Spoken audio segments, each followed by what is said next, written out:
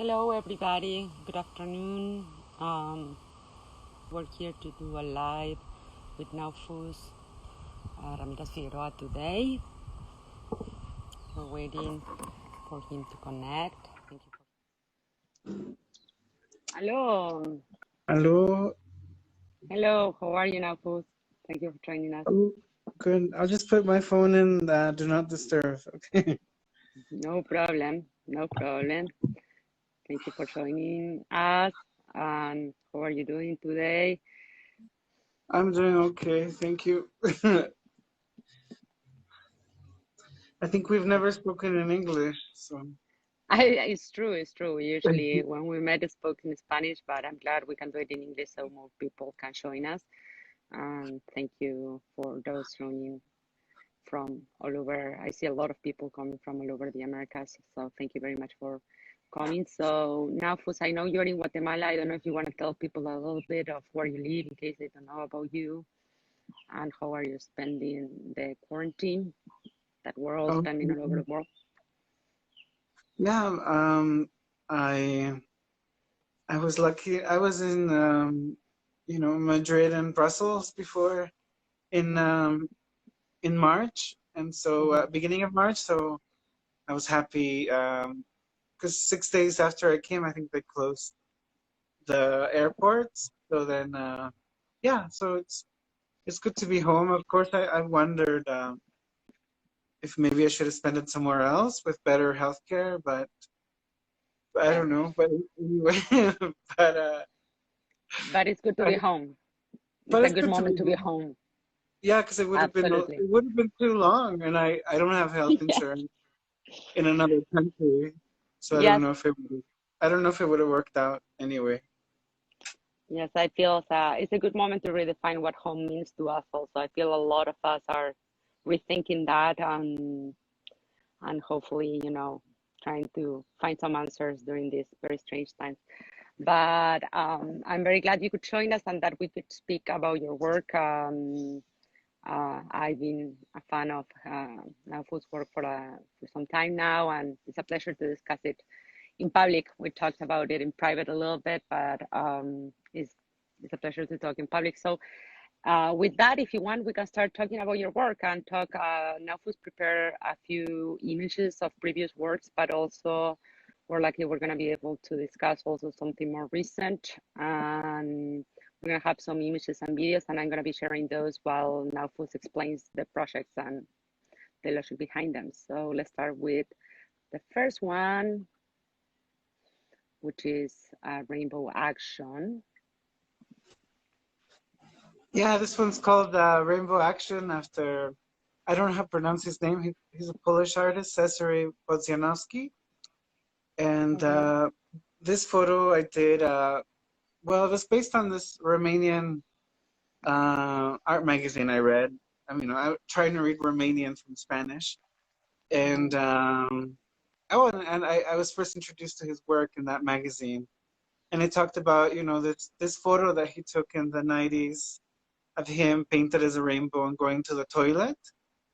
And for me, he was trying to talk about, the optimism of socialist countries. And I reminded me of, because I grew up in old school left wing family.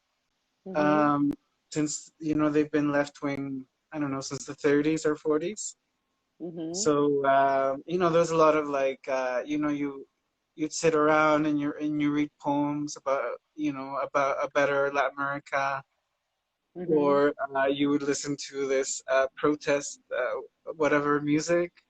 So then so it doesn't remind me about that. So I researched sort of like left socialist poets from Latin America, like that's a historical reference.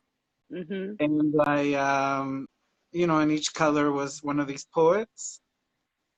And later on I met a mutual friend of Cezary, who actually he bought a work of mine and he showed it to Cezary, and Cesare approved, so hopefully he still That's approved. wonderful. But I made a homage to him, but I imbued it in my own, you know, of Latin American, whatever, left-wing No, and history.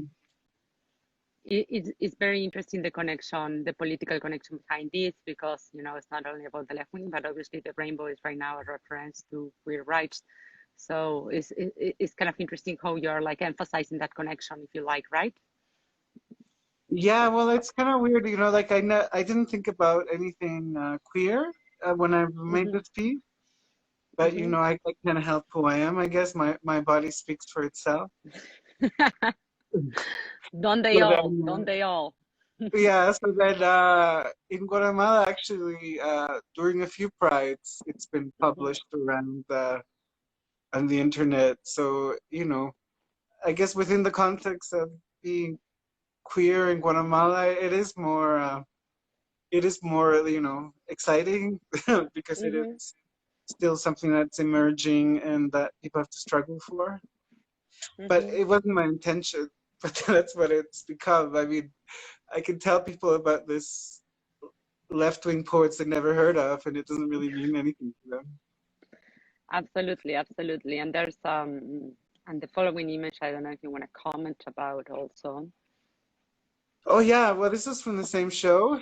So this is each one of these heads is a color of the rainbow, and I think this was called Read and See the Rainbow, but it's in Spanish, the title, Ver y leer el arco iris. And a little bit it was, you know, I have, in the previous slide, there was a little shelf and there were little notebooks. Yes. And they're on the floor. And the little notebooks are notes that I took while I studied the works of these 7 poets. And so the heads are facing this notebook, so like their own work. And it reminded me a little bit of this 1980s, 1990s children's show. It was called Reading Rainbow, so it was kind of a little bit about that too. And anyway, and about, you know, this ideas of this very optimistic socialism that these poets and that they you know. Okay, so anyway, so the heads are carved out of styrofoam, and they're covered in fiberglass, and inside the styrofoam is still raw. So the idea is that people put their heads inside each head, and they see through the poet's mouth. And through the mouth, not through the eyes. Yeah, through the mouth. And as they do so, they get a little bit of styrofoam in their hair. So it's a little bit, you know, of how ideas can, you know, infect you or, you know, pester you. Absolutely, absolutely. Okay. And also, I mean, I think there's something interesting about working with, you know, when you're working with systems of creation like poetry, or systems, you know, of belief like ideologies, that you're doing a reference to that through the system of colors, right? Which we take as granted, but is as codified culturally as the systems of beliefs. So I think it's very interesting that you're referring to that, and that they evolve historically, like what we're talking about, like, you know, the different readings that the rainbow can have culturally throughout history. Yeah, it's funny that. And talking about cultural references and history, maybe we can go to the next work, which is a little bit more known. And here I can show an image, but I don't know if you want to introduce a little bit about this project. I'm going to look for the video meanwhile. Okay, yeah, this project is called Breve Historia de la Arquitectura en Guatemala, or Brief History of Architecture in Guatemala. It was originally made in 2010 for a show that Pablo León curated here in the Centro Cultural de España. And it was my first performance in Guatemala because I worked outside Guatemala a lot.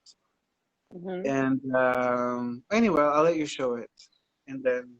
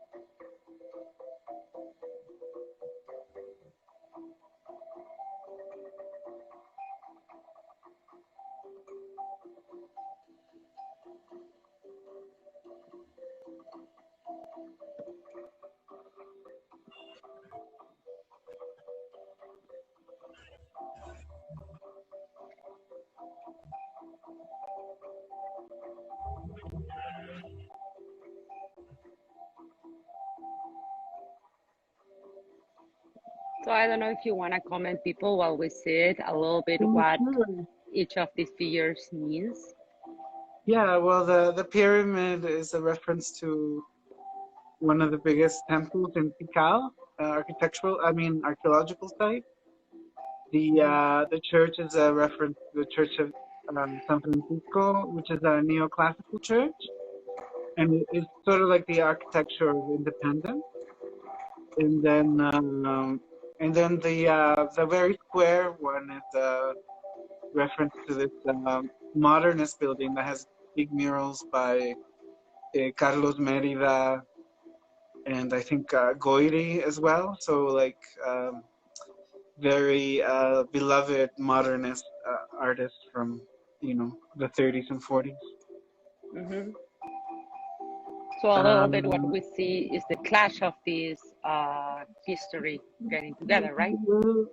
No, I mean it's about a lot of things, but I think one of the things is in countries like Guatemala, we have a lot of architectural inheritance, like a lot of it, and very important and very old. But somehow, there's not enough money to take care of them, which is very strange because they could potentially be such a source of tourism.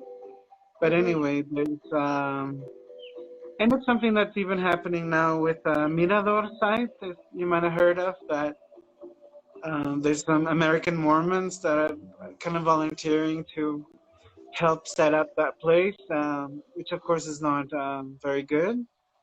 So it's about this, inability to sustain buildings and to sustain architecture, but yet, at the end,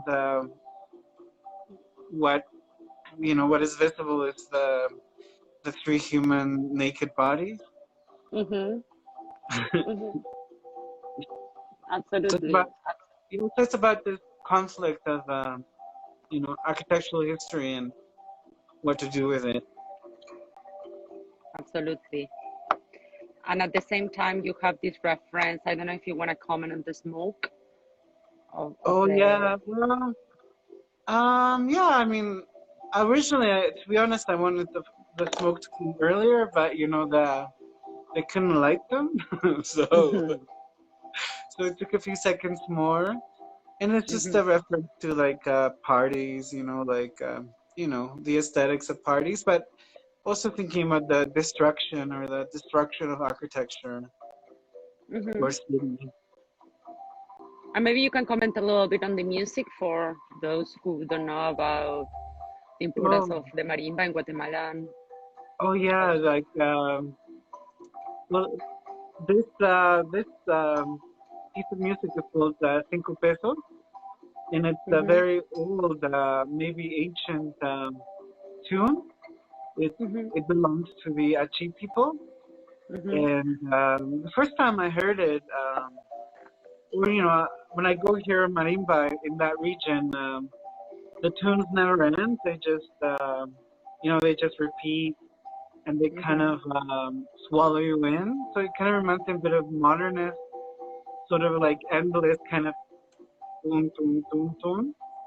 And another thing, well, one thing about the marimba in general is that, you know, it's an West African instrument that is one of the most visible signs of, you know, our inheritance from there as well. Because it's in every town and everywhere.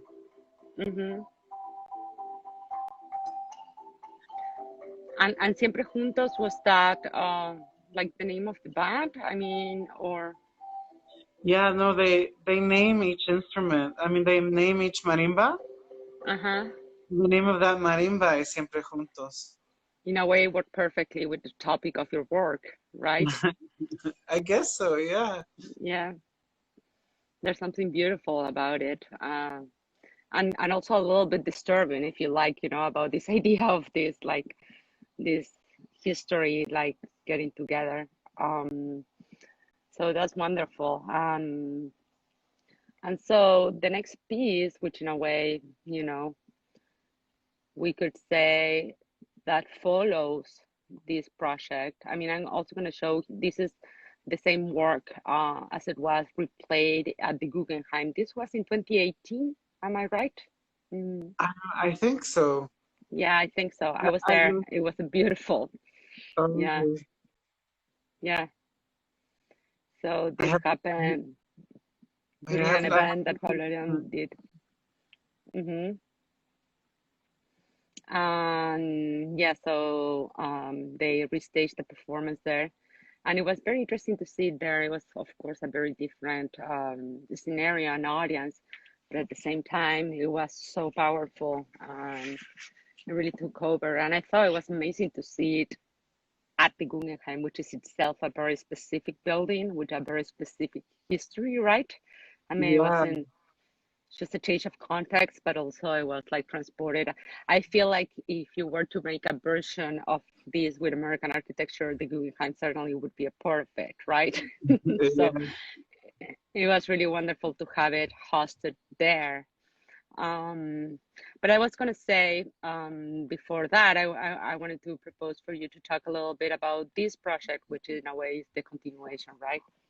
Yeah, well, I mean, this project, what it consists of is I'm wearing a module, like it's like the part that's on my chest. That's like, so that's like a little box that surrounds my body, and then there's the options of stacking several boxes on top, and each box is a reference to different styles of architecture, either existing or non-existing. And so the one on my chest is like very, well, not typical anymore, but maybe typical of the 80s and 70s, like this little arches and cuteness,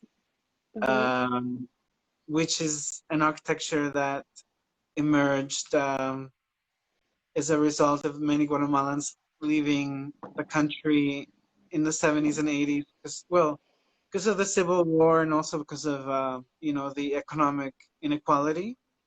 So they, you know, they sent over this money, and the relatives here, and you know, they decided to make these little cute houses. I think they were thinking of American houses, but it doesn't really look like an American house. But anyway, and then the other floors are different styles. So yeah, while you talk, I'm gonna show the video so that people can see the different floors. I mean, this piece is about a lot of things, but it partly is about this dream I had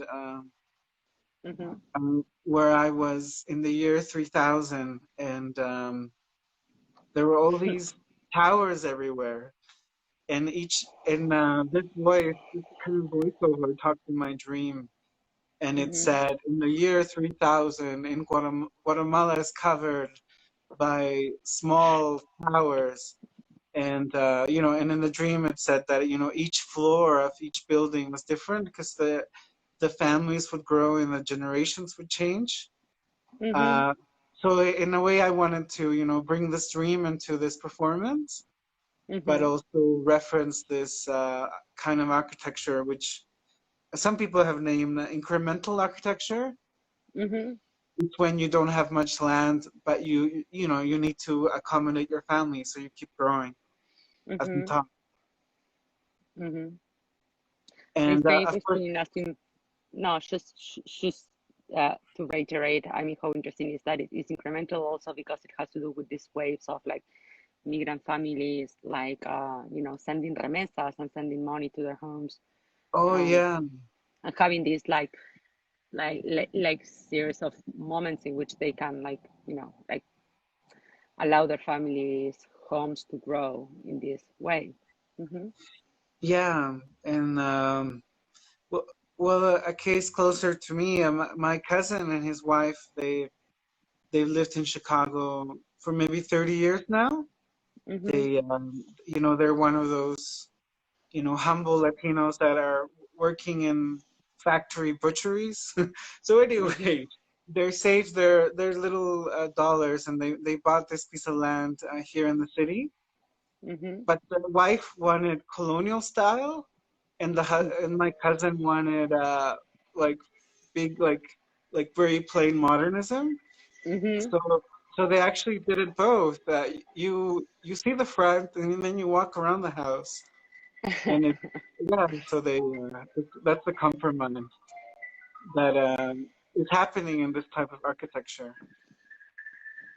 It's really interesting. It's really interesting what you're saying, because I mean, I wonder if this kind of like alternative systems of economy, or if you want to call them, I mean, according to the norm, informal systems of economies like remesas, which are, of course, not informal because there's a whole system behind it, right? One that we don't want to see because we don't want to recognize, states don't want to recognize, but how they lead to this, like also like mixture of styles and freedom with regards to the norm of style, right? The relationship in between ideas of like, a house has to have one particular style, and you're like, in a way breaking it, and like talking about the evolution of that.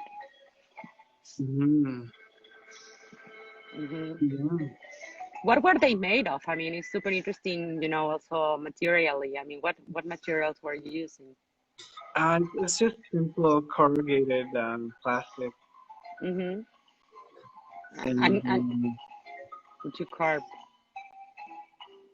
And this is... oh, sorry. No, please keep going. In my dream, the voiceover also spoke about, like future revivals that will happen in Latin American architecture. One of them was, really trying to recreate, ancient Israel, because that's one of the fascinations of, Latin American Protestants or Anglicans, or no, that's not called evangelicals. And the other one was, of course,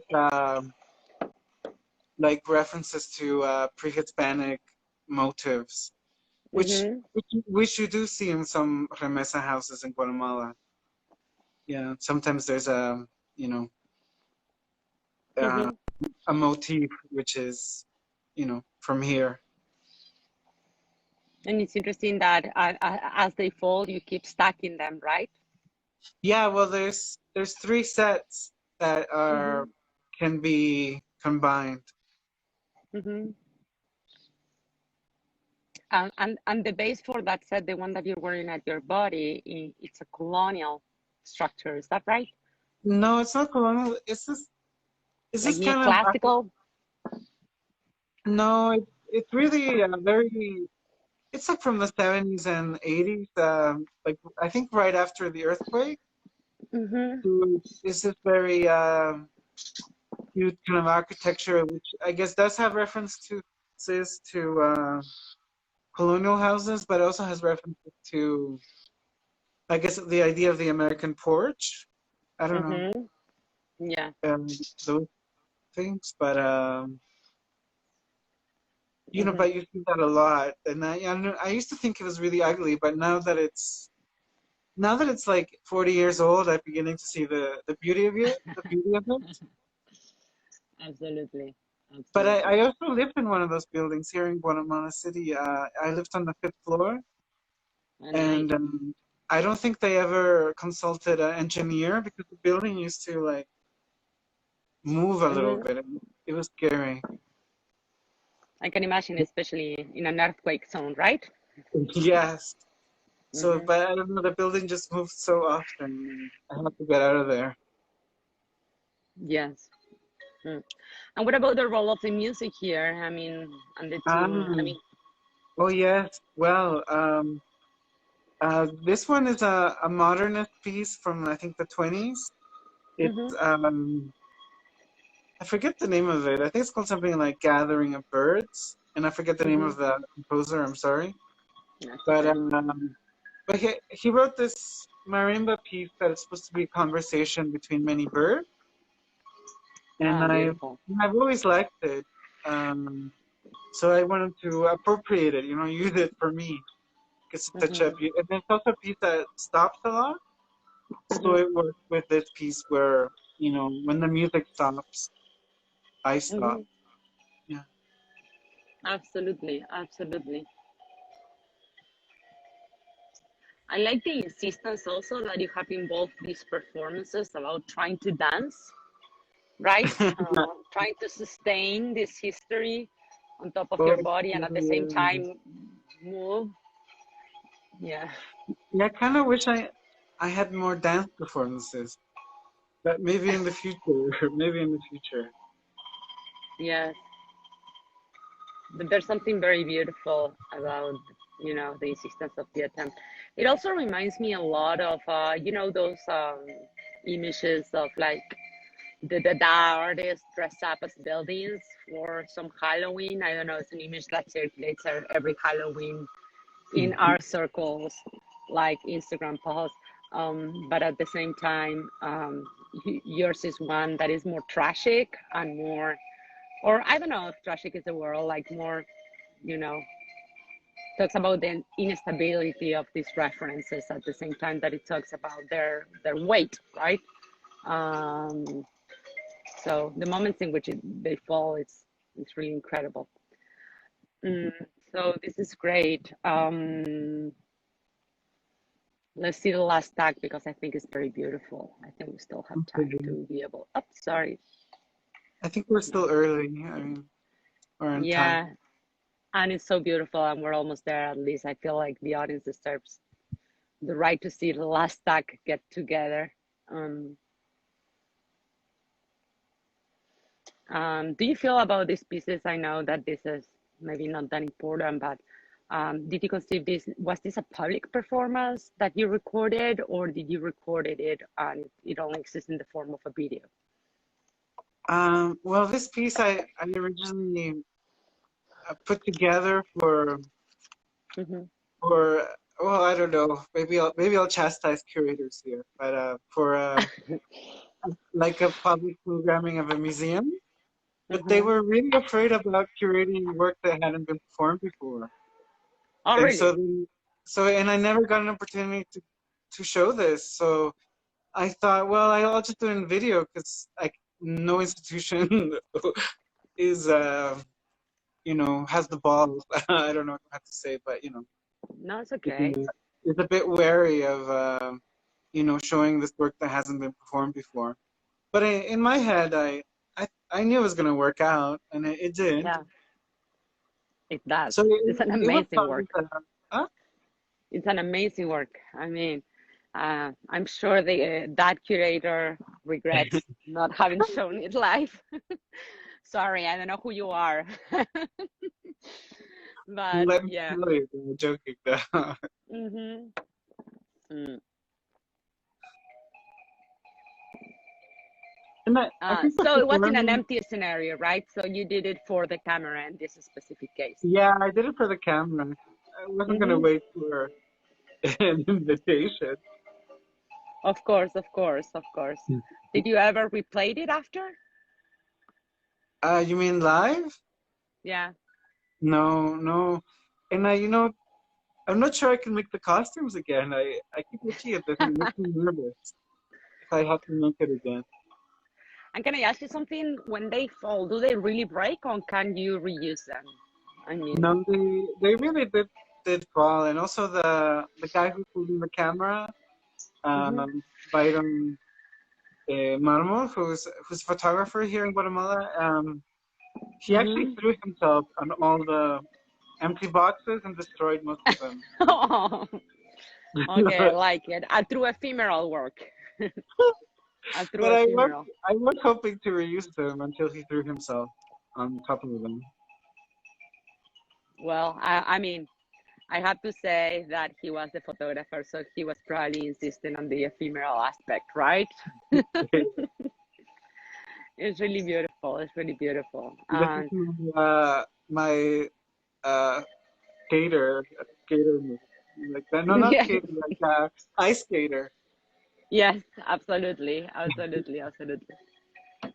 There's something beautiful, and also how you go, like how you go to the back, like in some sort of resignation. I think it's a beautiful piece. I'm glad we can show it. Um, so okay, I'm gonna pass to the next work. Mhm.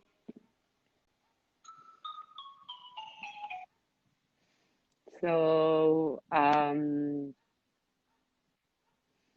so here we have your show at Salas Siqueiros, right? Yeah, It was called Sexo Estado. I don't know if you yeah, want to comment about it. yeah. I know. Lately, I've gotten really into to reading history. So this hmm one is about a very complicated history of this failed nation that existed briefly between Mexico and Guatemala, hmm and it's a region that's very rich in a lot of things. So it hmm argued since the 18th century that it could sustain itself as hmm if its own colony or its own country. hmm And later when after independence and when all these governments started falling apart, hmm um, it decided that it was going to be its own country. But hmm its goal, I mean, to Guatemala, this sexto estado or Quetzaltenango is a hmm representation, is a romantic mirror of what could have been, because it's Quetzaltenango is a bit more French influenced. It's the weather is colder. It's more indigenous. It's more Mayan. So and it has a lot of the things like the volcanoes and the orchids that we romanticize as a nation. hmm So this sexto estado is kind of like, for us, it's that's what Guatemala could have been, hmm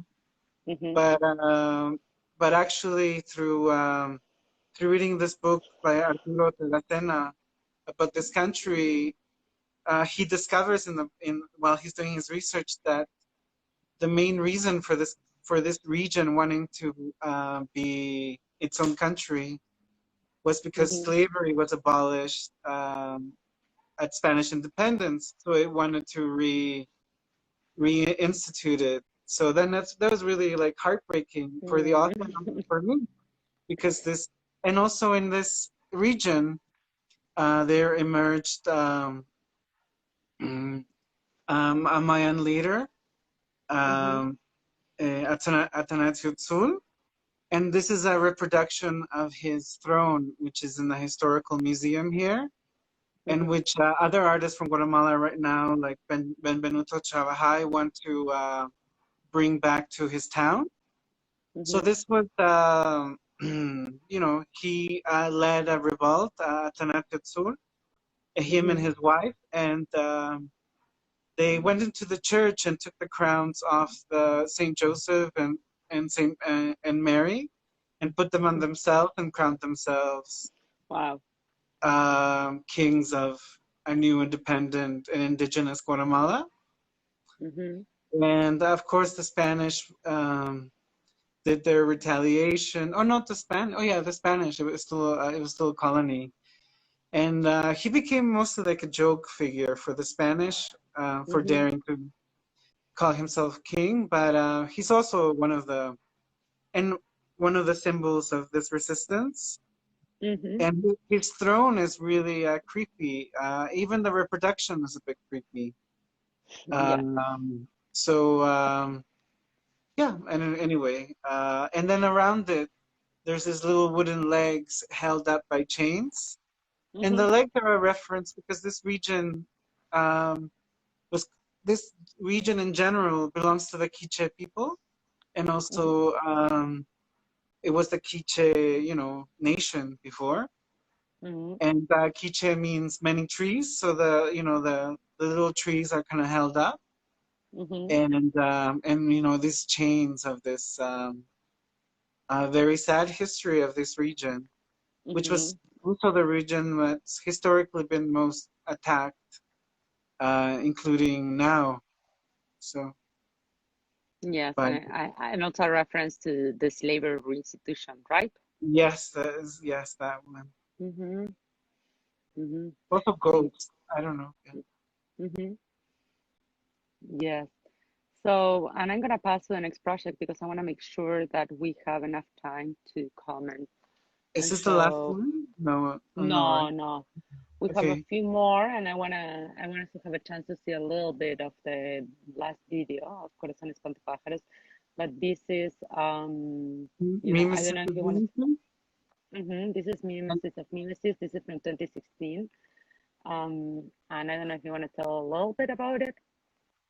Yeah, it was this performance that I wanted to do, inspired by a painting by Remedios Varo, where I guess a lady is shut in her house so much that she starts becoming part of the furniture.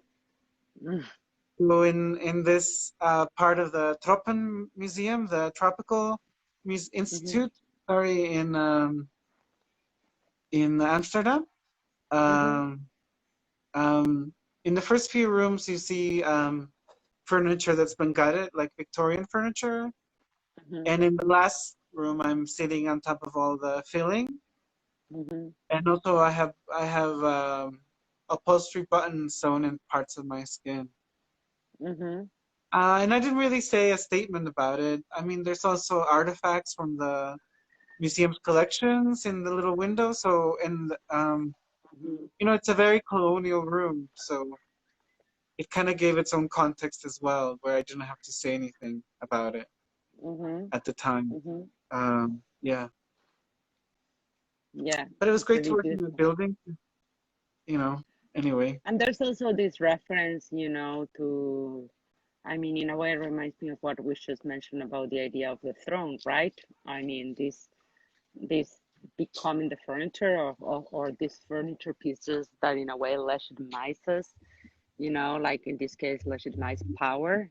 There's something, interesting about that, and how your own body becoming part of that is kind of like quite disturbing. And it's interesting that you're in Europe, right? Which is like, the origin of this like styles of furniture, but at the same time, this ideas of mythology. Before we go away and talk about the next work, I want to show a little detail so that people can see, it's quite amazing, the textures that you see. I mean, I know it's a performance, but in a way it's such a tableau vivant also, right? Yeah, I mean, I didn't do anything. I just laid there. Yeah. Yeah, and this process. It was different feelings inside the furniture, because there's sponge, and there's also one with lots of horsehair. So, yeah. Yes, is that a traditional piece of fabric from Guatemala that is found there? No, it's just I don't know what, maybe some Indonesian thing. I don't know. That's amazing. That's amazing. Dutch furniture had old Dutch furniture. Okay, so and now I don't know if you want to comment a little bit about this. Oh yeah, this was called Fettered Flamingos. It was also a piece that I didn't really bother myself with what it meant, but it was a little bit of, I was interested in how, how drama is expressed. So there's this one flamingo that is inspired by this meme, And there's another flamingo that kind of like fainting over their chair. There's another flamingo kind of like hugging and protecting its eggs, and another one that's half block of whatever and half bird. And so I was interested in a little bit in how how we create narrative and drama, and in particular because I was inspired to do this piece because I watched this Disney Channel documentary on flamingo, and they really projected a lot of like human concerns into the flamingos. So then I was really like, me and my friend, we were like really like taken aback how flamingos suffer, and but it was in this very human way, you know. It's a human projection of nature. Yeah. So it was a bit more about that, how we project drama and also I don't know. Anyway, let's move on. No. I love it. I think there's something very interesting about that connection with the natural at the same time, and how we create drama and narrative and humanize our nature. I think is something very, very interesting, and it's also interesting to see these very beautiful objects, you know, which is and I thought it was very interesting also to show this piece because it shows like the range of materialities and aesthetics that you work with, you know, these very sculptural pieces that are kind of like creating a narrative, but at the same time they're kind of like just there. Anyway, this can expand on that, you know. I fear pronouncing the title of this work, but I'm gonna try. It's called Linnæus in Tenebris. Is that well pronounced? I think so. Yeah, I mean, we're not ancient Romans. So. Yeah, so it's a title in Latin, and maybe you can tell a little bit about it. Well, it means in Spanish would be Linneo en Tinieblas. So I wonder what in English it would be Linnæus in Shadows, but maybe a more romantic word for shadows, which I can't recall. Yeah, it was made in CAPC Bordeaux, which is a modern museum in Bordeaux that I was invited by Maria Inés to come do something. And the history of this building is problematic, to say the least. It was created by, some of the wealthiest merchant families in Bordeaux in the 18th century. And these families were part of the triangle of bringing trinkets to Africa, buying slaves, bringing them to Latin America, and going back to Europe with tobacco, chocolate, and blah, blah, blah. So this is actually a warehouse of all the goods from, this is the depot, but it was a private depot. And yeah, so it's a bit, it gave me, I really didn't like this building, like. So anyway, so I decided just to, make it all dark and use my own lighting.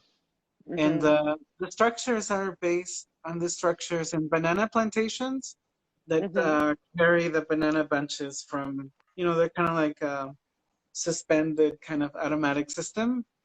But in my version, they're just kind of like references to architecture that are also contrasting with the this kind of like Romanesque revival of this 18th century building.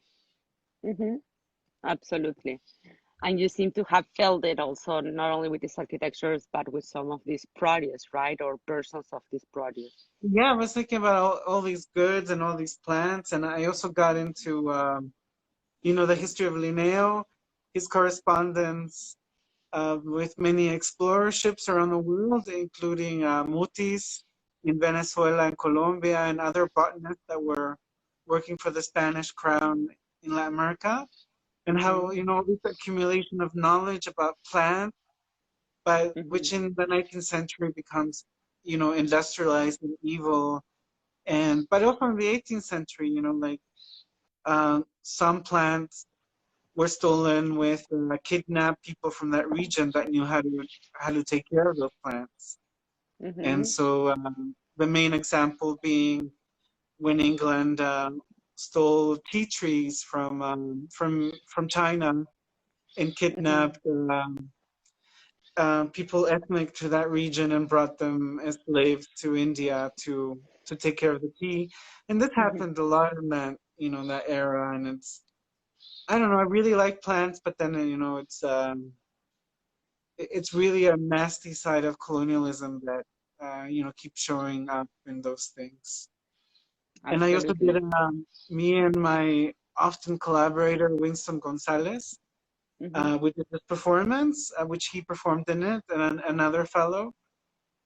And it's sort of about, you know, the, well, his poetry is very abstract, but for me, it meant a little bit about this history that I mentioned, and also I think that happened a lot with Linnæus and botanists in the 18th century was the projection of gender and human qualities to plants.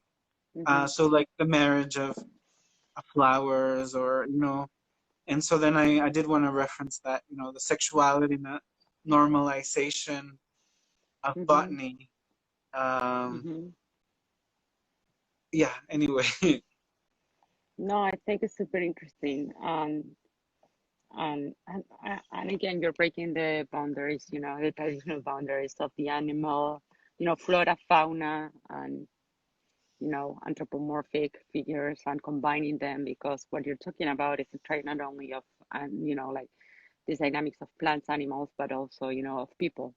So I think that's very interesting, because you're highlighting that that's not implicit in the work, right? Yeah. So, and so we can talk a little bit about this. I can prepare the video, and we can play it on the background while you explain a little bit about this, which is, we have around 10 more minutes to show, and I can, like, you know, let me know if you want me to advance a little bit of it. Yeah, you can go show the video if you like. Perfect. We won't have time to see the whole video, but hopefully you can tell some about it. And this is a project you should work on, right? Is that right? That what, sorry? That you know, you should finish. This is a very recent project. In January, yes. Yeah, this was you know, several year and several media project based on research on this play that was very violently censored in Guatemala in the 70s. And, you know, it was really, really hard to do anything with this project. I think it's because there's still some fear about talking about the censorship of this play. And I couldn't find the script that was censored, because I guess it was lost, or it was a very experimental theater company. So it might have never been written. Maybe it was always oral. But in any case, play, and sorry, just to give context to the audience, the play is called Corazón Espantapájaros, right? Yeah, it's called The Heart of the Scarecrow. Yeah. And, well, originally it's written in 1962, and it's not a very good play. But in 1975, the experimental theater group of the Universidad Popular decided to make their own version, ignoring the 1962 version. But anyway, there's no script, or nobody seems to remember what happened in the censored version. So I asked Winston, who performed in the Linnæus video, to you know, to imagine the script. And so he, again, you know, Winston is really good, so he just made his own thing. And then it was performed first in Sao Paulo, then at LACMA, and I made this version for video with, you know, help from Powerplant, and also from the País Biennal here in Guatemala. You know, but, you know, it was hard. We filmed it in the theater where these events happened, including the building was bombed. So I really wanted to use this building. And also the current director of the building is a daughter of the man when the censorship happened. I'm sorry, I think I'm not really saying what it's about, but anyway, this is the version that me and Winston imagined. And why was it censored? I mean, well, there's nothing concrete, which is weird. Two of my uncles were in the play, so I think they should remember. But nobody seems to remember. But my uncle says that in one of the, you know, they talked lots about, because in the 70s there was no acknowledgement that there was a war going on. The official news to the world that we were a peaceful nation that had gone through some conflict, but we overcame it. And yeah, so then these students, you know, brought forward, you know, the oppression that was going on at the time. And at one of the functions, the Minister of War, I think, I don't know, or Defense, came with his wife to see the play, and the students recognized him. And so they started addressing the play towards him specifically. And my uncle says that's what pissed them off, but to be honest, I'm not sure if that's true. They just know the only published thing that is factual is from Hugo Carrillo, and he says that, you know, people started getting death calls, death threats, and the director coming into the building. Oh, no, one of the actors coming into the building, machine gun fire went behind him. Wow. And there's conflicting news whether he died or not. And then the final thing is that there was a bomb thrown at the theater, I think while they were performing, because I forget, I think the police surrounded the building, and then the daughter of the ex-director told me that they had to hide all the actors in big wicker baskets and get them out of the building that way, because they were afraid that they're going to disappear them. Yeah. And I do know that most of the actors, they went into hiding, and some of them, you know, anyway, yeah. So this play is like, within the leftist history of us, this play is really central. But a lot of people have forgotten about it, and, you know, it was special to me to know that, you know, that this also inflicted upon my family life. Absolutely. So this is but you know, it's a bit of I don't know what to call it. Well, how I've done this performance is that I don't really have any set actions. We just meet with the people, and the guys who are going to perform, they play with their costume, and it kind of becomes a little bit like costume play, like not very scripted. And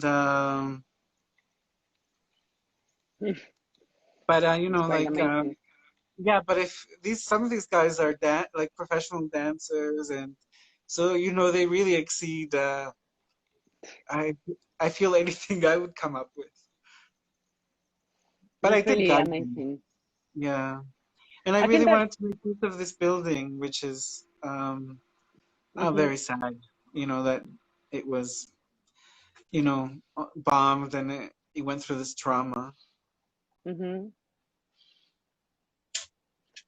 I feel it's so interesting. I mean, is this the first play you ever did? I know that, you know, this is a weird way to show the video, and I hope that people have a chance to see this completely, you know, in another setting. But I wanted to ask you, is this the first time that you did a play? A whole play? Yeah, I mean, it's not really a play, but I guess it is more of a play than performance. Yeah, it is. I mean, my family were into political theater, so maybe I sat in the corner in one of their plays as a kid, but that was not my choice. And Yeah, but I think it was I think one point is that, you know, that there's a lot of snobbery now towards theater. Yet in the Yeah, 70s in Guatemala, the art medium that stuck its neck out and suffered the most was experimental theater. I mean, it was not traditional theater. It was, you know, like in some absolutely. other plays, they, you know, I mean, for us, it was an important medium back then. But of course Yeah, now, you know, this experimental drive has not continued. I think it's super interesting. That's exactly what I wanted to ask you about, which is, you know, I feel like in contemporary art, there is this like, as you said, a snobbish attitude towards theater in which it's seen as cursy, you know, especially with people doing performance, right? I feel like what defines performance art as opposite to experimental theater is this like non-narrative element, non-dramatic element, and at the same time your work comes from the art world and from the performance, but it has, you know, it utilizes and fits on all these dramatic stories, right? I mean, the we saw it in different pieces that we discussed today, and Oh I yeah. think, right. So it's very Uh, interesting that you retake them and that you know, recognize this history. And what you're saying about, you know, left-wing experimental theater during the 60s and 70s and up to the 80s is true all over the Americas. It was definitely the setting where, you know, a lot of the experimental creators were like thriving, and at the same time where they were taking the most risks, you know, like by putting their bodies, which is something that you do yourself in your work also. So it's interesting that you're talking about this family tradition of yours and that mhm. you recuperate it in contemporary art, which is a media that has this name that. Yeah, oh, I was gonna say, but yes. I don't know. Yeah. Sorry. No, please. I mean, I'm sorry. Maybe I'm overreading it. But No, no, you no. I know, I'm mean, just sharing what, you know. I have to say, you know, like, you know, when I started doing performance art, there was a lot of cabaret performance at the time. Hmm. It was the late 90s. Hmm. And I started doing really boring durational performances. Hmm. And then, you know, then the performance got funner. I don't know, like, I kind of feel like if somebody says this is performance art, you know, it's already not good. Because, Yeah. and I don't know, what, once I was in a talk that I thought was really mean uh, by Carolee Schneeman. And she said that, oh, this young student said, oh, I was in art school. And she said, what would you tell a young performance artist, blah, blah, blah. And Carolee just, you know, almost cut off her head and said, you know, like, to be honest, I haven't seen anything that doesn't look like my work. Until now. She was like that. Yeah, she was like that. You That know, was a, no, that was really harsh. And but it's true. yeah, There's a lot of cliches and a lot of there maybe are. uneducated appropriation of the aesthetics of 70s I performance art. agree. Yeah. And I'm So sorry to anyway, interrupt you, but oh so yeah, sorry to interrupt you, but Instagram is gonna cut us off in 1 minute. oh sure, yeah. And I want to make sure, I'm so sorry, but I think in a way finishing with that anecdote about Caroline Schneemann and, you know, and I like what you're doing because you're actually expanding, you know, the idea of what performance art means and taking away the seriousness of contemporary art at the same time that you make it super serious and super poignant and super critical, right? But using, you know, a little fun through that, if that's Oh, okay to yeah. say. I hope so. I think you are. I think you are. Um, and so did Caroline Schneemann. I mean, she was serious, but at the same time, she was fun. I Uh, heard. Yeah. so I want to say goodbye.